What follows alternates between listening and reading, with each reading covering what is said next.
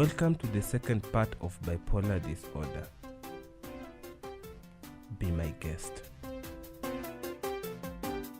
Okay, I'd say the journey of recovery starts at diagnosis. And we all know there are stages of grief where you start with denial until you get to acceptance. So even that bit of denial is just a part of recovery, yeah? So it started at diagnosis where I went through denial, where I went through drugs and I went through friends, just made me feel okay about myself. I just needed that, to survive. And I can say they played a big role, regardless of how I handled it. They played a big role. What I had planned after leaving the hospital, I had planned to commit suicide. I had planned to overdose on the prescription that I was given. But meeting these friends and feeling like a part of something and feeling wanted, regardless of how I handled it, it helped me survive. Probably the reason I am here today. The journey to recovery is a process. It needs adjusting. But the main thing is not to give up. Just to hang in there and know that at the end of it, it will pass. This too shall pass. I always tell myself, regardless of how I'm feeling, this too shall pass. I have been here and I've seen it pass. So somehow I hang on to that. But there are other times that it's really, really hard. And I won't lie to you, that's the last time I wanted to commit suicide. I have wanted to die all along. Every time the episode recurs, especially the depression episode occurs, I feel like I just want to die. The problem is I'm living in a body that wants to live, but with a brain that wants to die. There are these voices that tell you that you're useless, you're worth nothing. What can you contribute to this world? Why are you bothering people? Why are you a burden to other people? And you just feel like ending it. These voices are not right, but sometimes you're too tired and you have to bow down to the madness they dictate. You really have to. But I try to sleep it off and hope by the time I wake up, all this will have passed. Sometimes it doesn't, but in the end, what I have come to realize is that these episodes eventually they pass. At least I have learned that, and also I've done a lot of research on mental illness. I've done a lot of research on my condition specifically and also in general. I have tried to connect with people who are going through the same. Probably they don't even know my motive, but sometimes you see the internet has become a very resourceful place nowadays. You just tag something and you can get so many people who've tagged on it and you get to associate with them. So that was my tactic. I just took a tag mental illness awareness, mental illness health, bipolar, and I would add them as friends.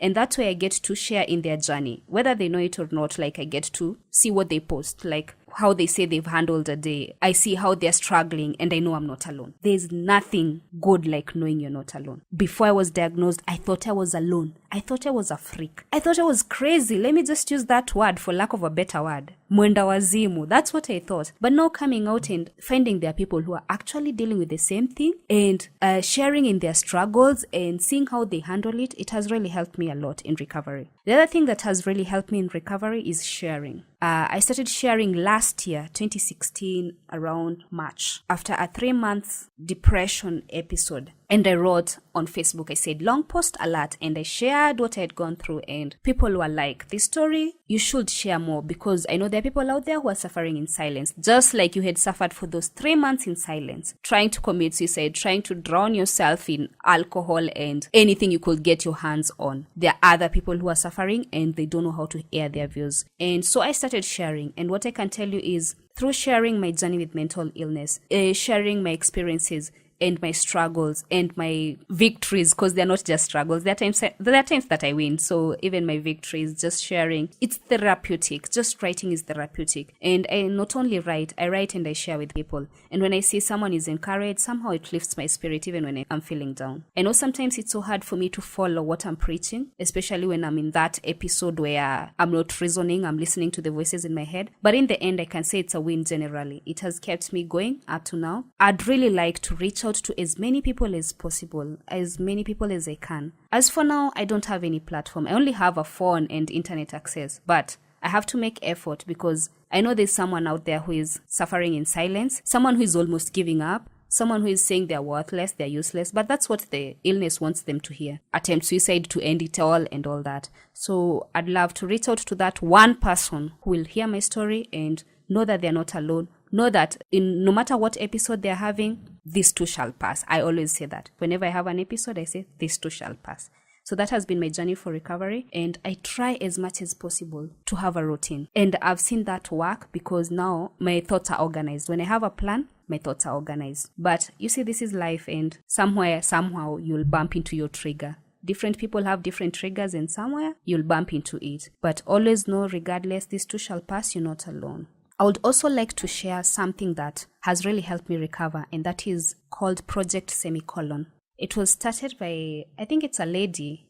I think one of her loved ones committed suicide because of mental illness. And she started the project, and it says that my story is not over yet. When an author is writing a sentence, they can choose to put a full stop or a semicolon, which is like a pause and then continue. That has really helped me, that concept. I've borrowed from that concept. Whenever I've fought and I've come to this point where I feel like I can no longer fight, I'm not strong enough, I can't move from here. Instead of putting a full stop, relatable to suicide in this case, I just pause, like I take a break and I come back up. I resurface when I can. So that's something else I've also borrowed from. So no matter what I'm going through, I always try to like pause and then I'll come back again, and always remember that this too shall pass, because it has in the past. Yes, it has come again and again, but it has passed eventually. At first, I was also ashamed of myself. So if you're feeling ashamed of yourself, if you're feeling embarrassed about the things you're doing, because like I said, it changes your personality. So you also don't like your behavior at all. You don't like the way you react to things. You don't like the way you behave or how inconsistent you are. You don't like the person you've become.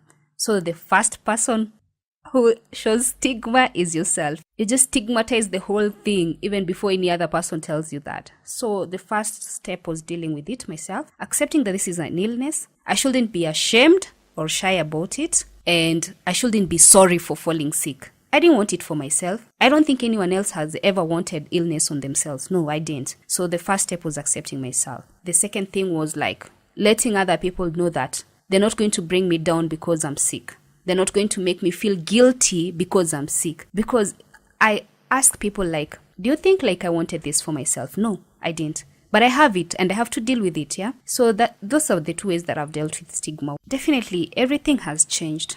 Not just after I was diagnosed, but even as I was showing the symptoms, because the symptoms were way prior diagnosis. The last time I remember being normal, and I will put normal in quotes because people don't believe there's anything like normal, but the last time I remember behaving like the person I am was way back in 2008. Though before I used to get like episodes of depression, they were not that severe, but that was the last time that I remember being genuinely happy.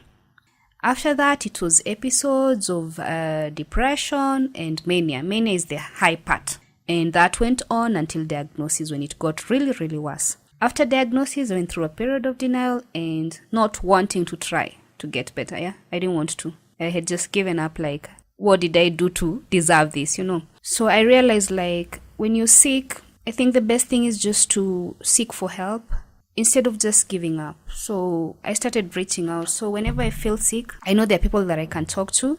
There are friends who've actually stood by me through this process. So I reach out to them and I let them know how I'm feeling, and somehow it works, like just talking to someone instead of suffering silently. I would say my life is different before diagnosis because now I'm much aware of what's happening to me. It's so easy going through something knowing what it is. It has a name, it can be controlled, it can be managed, you know. It's so easier now than before diagnosis, yeah. It's good to know that it can be managed, you know. I know I didn't want to accept that term managed. I wanted cure.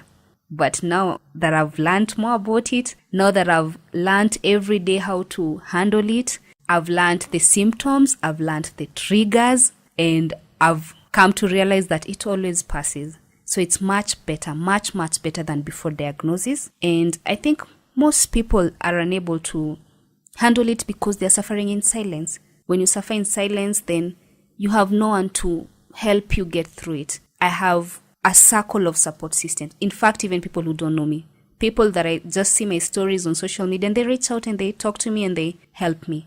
I have a support group that I actually am working with. I have other people whom we've made friends out of the struggles we've gone through. So it's much better than prior diagnosis.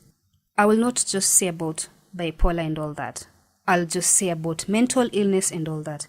Maybe the reason I've been so biased on bipolar is because that's the struggle I really know firsthand. But I will say this, but it's for everyone who is mentally ill because I've interacted with several. I would say this: one is that the society, they have little knowledge about mental illness, hence the stigma.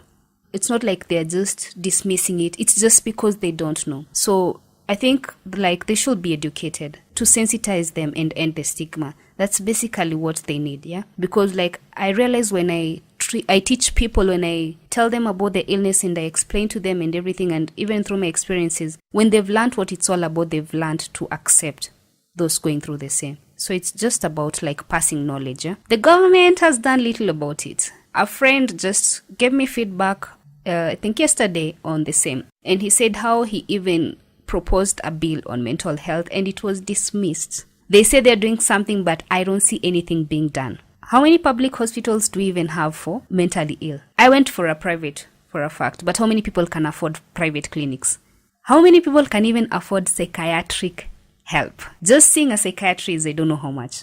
And that's just seeing them for prescription. Prescription is also charged. The medicines are also expensive and not easily available. You have to go to the main hospital. I can't get my medication on clinics or just any other pharmacy. Maybe major pharmacies and main hospitals, but not on clinics. That's the other thing. Like medical help is too expensive and out of reach. Relationships, your friends, your families, your loved ones, everyone. Instead of like making you feel guilty about the illness, I've seen that it's much easier if they try to learn about your illness depending on your diagnosis, because it's not just bipolar, it's PTSD, it's schizophrenia, it's other mental illnesses, yeah? They should like take that initiative to learn about what you're going through and how to help you, because it doesn't help feeling guilty about your illness or anything. It doesn't help. It only adds to the burden that this person already has. Them themselves, they already feel guilty about falling ill, so they don't need any other person to like second that idea. You see, they're trying like to get that idea off their head. So just learn about your loved ones, like what they're going through and how you can help them. Seek professional help if you must, or support groups. There are support groups like out here that we don't know about, but the reason we don't know about them, it's because we're not talking. I only got to get into one because of sharing my story. Would I if had I been silent? No, it's because we're not talking. Just find someone. If you're feeling ashamed or you're feeling shy or you don't know what to say, find someone you can confide in and they will help you. Like for me, there are people who don't even comment on my posts, but they will inbox me. That's a good step, yeah? I didn't also come out of the shell just like that and talk to the whole world about it. I took baby steps before I got here. But now realizing how much people are suffering, it's the reason that gives me motivation to just talk and refuse to be silenced. I don't care what people say about it. It's an illness like any other illness. Like physical illness, the government should do something about it. Medical attention should not be so expensive that people like me and somebody else there cannot afford.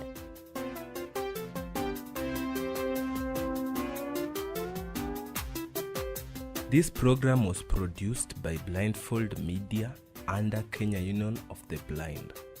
I've been your presenter, Levi Radoli.